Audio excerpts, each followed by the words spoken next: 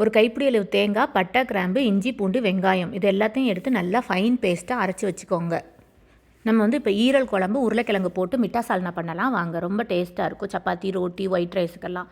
Cooker வச்சுட்டு எண்ணெய் போட்டுக்கோங்க. எண்ணெய் சூடானதும் ஒரு வெங்காயத்தை குட்டி குட்டியாக நறுக்கி வச்சு ஆட் பண்ணிக்கோங்க.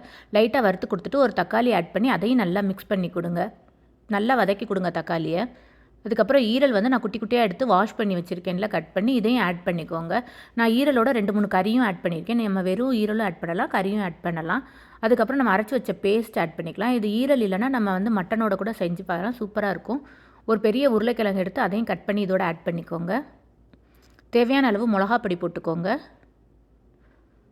மஞ்சத்தூள் கொஞ்சமாக போட்டுக்கோங்க, ஒரு 1/4 ஸ்பூன் மஞ்சத்தூள். தனியா பவுடர் 1 ஸ்பூன் போட்டுக்கோங்க.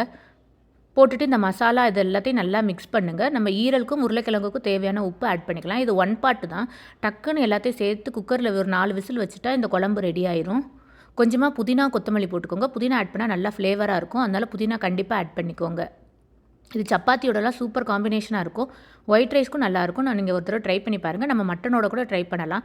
இது வேகிற அளவுக்கு எவ்வளோ தண்ணி வேணுமோ அவ்வளோ தண்ணி போட்டுட்டு 3 to 4 விசில் விட்டுக்கோங்க. விசில் விட்டுட்டு சூப்பராக வெந்து வந்துருச்சு பாருங்கள். நம்மளோட ஈரல் மிட்டா சால்னா பிடிச்சிருந்துச்சுன்னா லைக் பண்ணிக்கோங்க, சப்ஸ்கிரைப் பண்ணுங்கள். தேங்க்யூ. நாளைக்கு பார்க்கலாம்.